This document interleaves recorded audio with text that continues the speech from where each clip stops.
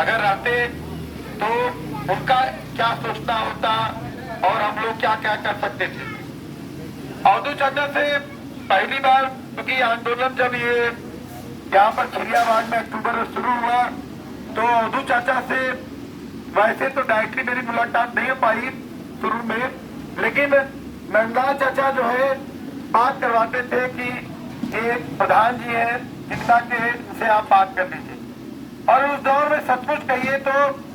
जो आमतौर जो प्रधान को लेकर जो हम लोग के दिमाग में आ जाता है, इस दौर में हम लोग चल रहे हैं, तो उससे कहीं अलग मिले और कहीं कहीं इनका जो सामाजिक सरोकार था, आंदोलनों के प्रति था, और इस बात को सही कह रहे थे। कई वक्ता बोले कि ये जो जगह है यहाँ पर हमारे उस दौर के आंदोलन में सबसे ज्यादा मीटिंगें उस आंदोलन की यहाँ पर हुई है। चाचा लोग सब लोग यहाँ बैठे हैं और सबसे बड़ी मीटिंगें यहाँ पर हुई हैं, और देश के कोने कोने से जो भी लोग आता था वो जरूर खिरियाबाग आया होगा तो यहाँ पर भी वो पहुंचा होगा। तो मुझे लगता है कि अवधू चाचा जाने के बाद कल हम लोग बैठे थे, कल एक पत्रकार जलाल साहब का निधन हो गया है, तो हम लोग कल उनको वहां पर अंत्येष्टि में थे, तो वहां पर संजीव जी के साथ में उनके भतीजे जो है रामचरण जी कह रहे थे इस बात को लेकर कि अवधू जी से हम लोग का बहुत पुराना रिश्ता है, और अवधू जी जब नौजवान थे तब जो है आते थे, और उन्होंने बताया कि ये जो रोड बनी है ये अवधू जी के वजह से बनी है, और उस समय अवधू जी जो है उस मंदुरी के इस इलाके में जो है दूर दराज के इलाका ही उस समय माना जाता था। इस समय ये सब तो अब हम लोग बहुत करीब हो गए शहर के, तो उस समय दूर दराज का इलाका माना जाता था, तो उस समय उन्होंने यहाँ पर चक्रोट लाया था जो है। तो मतलब कि वो उस दौर में भी एक जो युवा इस तरह के सोचते हैं वो सोचते थे।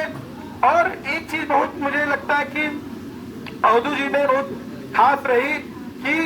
उनमें एक ललक थी कि समाज में नेतृत्व पैदा हो, और वो लगातार कोई भी हो, चाहे महेंद्र भाई हो, चाहे नंदलाल जी हैं, चाहे हम लोग हैं, कभी भी आते थे तो वो हर समय लड़ने भिड़ने संघर्ष करने की बात हर समय उनके दिमाग में रहती थी जो है, और इस बात को लेकर भी रहती थी कि कैसे मैंने उनमें एक चीज देखा कि उनमें चीजों को सीखने की भी रुचि बहुत रहती थी। जैसे हम लोग बात करते रहते थे क्योंकि हम लोग अलग अलग धाराओं के लोग हैं, कोई कम्युनिस्ट है तो कोई सोशलिस्ट है, तो अलग अलग धाराओं गांधीवादी भी लोग हैं। तो मैं देखता था कि जब 2 लोग 4 लोग बात करते थे तो बात को सुनते थे, मैंने उसमें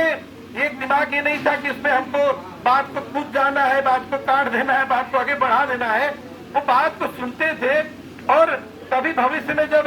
वो आदमी चला जाता था उस आदमी के बारे में बात करना कि वो आए थे तो वो ऐसा बोल रहे थे, तमाम चीजें। तो मुझे लगता है कि आज के दौर में जब हम लोग याद कर रहे हैं, और राम समाज जी ने जो बात कही है कि इस इलाके में हम लोग जब आए और ये जो जगह बनी और ये जो ऐतिहासिक आंदोलन हुआ, मुझे लगता है कि आने वाले इतिहास में जो भी लिखेगा इस आंदोलन के बारे में जरूर लिखेगा। और इस आंदोलन का एक जीत हो चुकी है, लेकिन सरकार लगातार जनता को हराना चाहती है। तो मुझे लगता है कि अवधू जी को अगर सच्ची श्रद्धांजलि ये होगी कि हम जो उनके जो दौर के सबसे बड़ा सवाल था, जो उनकी सबसे बड़ी चिंता थी कि उनका गांव बचे, उनके आसपास का गांव बचे, उनके घर बचे, उनके खेत बचे। तो अगर हम लोग उस लड़ाई को लड़ते हैं और उस लड़ाई को जीतते हैं तो वो मुझे लगता है कि उनको सच्ची श्रद्धांजलि होगी। दूसरा कि मुझे लगता है कि महेंद्र भाई लगातार गांव में गांव कमेटियां बनाने की बात, और इस बात को लेकर भी उनका होता था कि जैसे दिनेश जी भी लगातार यहाँ से कहीं और आंदोलनों में जाते हैं, जैसे राजेंद्र जी अभी आए हैं यहाँ पर,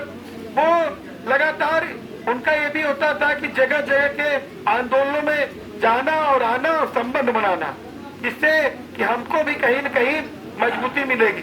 तो मुझे लगता है कि इस प्रक्रिया को उनके जाने के बाद इस तमाम गांव के समाज के लोगों को करना चाहिए।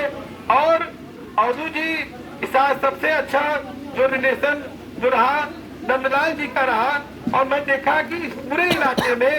ये दो लोग जो है, बहुत सारे लोग रहते थे। कई बार हम लोग यहाँ मीटिंग बुलाए तो पता लगा कि चाचा लोग आ गए, कोई युवा लोग नहीं आए जो है। लेकिन मुझे लगता है कि बहुत सारे लोग इस तरह के लोग हैं कि इन्होंने इस बात का लिया कि नहीं, हमको अपने समाज के लिए अपने जीवन को जो है जितना भी वक्त है उसको देना चाहिए, अपने गांव को देना चाहिए। तो मुझे लगता है कि ऐसा भी लोगों को सोचना चाहिए। और अभी बात महेंद्र भाई कह रहे थे, महेंद्र राय जी भी इसी गांव के रहे, और महेंद्र राय जी लगातार वो भी बीमार रहते थे, ब्लड प्रेशर के पेशेंट थे, फिर भी जाते थे। तो मैं देखा इस बात को लेकर कि शायद आजमगढ़ का वो इलाका है जहां पर लोगों ने अपने जमीन की कीमत नहीं लगाई और मुआवजे की कभी बात नहीं की। उसमें कहीं न कहीं महेंद्र राय जी, अवधू जी और तमाम इस तरह के उस दौर में भी लोग जो उस समय इस हमले के बाद जब सरकार ने किया था उसमें उनका हार्ट अटैक से मौतें हुई। तो मुझे लगता है कि तमाम जो लोग लड़े हैं उनको यही होगा कि हम लोग एकजुट रहे, हम लोग अपने सवालों को लेकर लड़े। और आज के दौर में यही इनको सच्ची श्रद्धांजलि होगी। और इस बात को लेकर भी कि जो दिनेश मास्टर साहब बात कर रहे थे कि उनके चेहरे को लेकर जो है, तो वो गजब का होता था। मान लीजिए आप कभी आए और किसी बात को लेकर थोड़ा सा परेशान है, थोड़ा सा हताश है, थोड़ा सा निराश है, तो उनमें गजब का ऊर्जा भरने का सारे चलो चला जाएगा अपनी भाषा में, वो अपना जो स्टाइल में, तो और उनका जो गमछा वाला स्टाइल जो करेगी बनेगी, वो एक लोगों में उत्साह भरने का काम करते थे। तो मुझे लगता है कि उनके जाने के बाद वो जिम्मेदारी इस गांव के, इस समाज के लोगों की है। और हम लोग इनको अगर सच्ची श्रद्धांजलि यही होगी, हम लोग अपनी जो यहाँ की जो जमीन है, यहाँ का गांव है, यहाँ का किसान है, यहाँ का मजदूर है, वो खुशहाल हो। और हमारी यही फिक्र से प्रार्थना होगी ये परिवार लगातार प्रगति करता रहे और तमाम इस तरह के संघर्षों में ये साथ में रहे। इसी के साथ मैं बात समाप्त करता हूँ।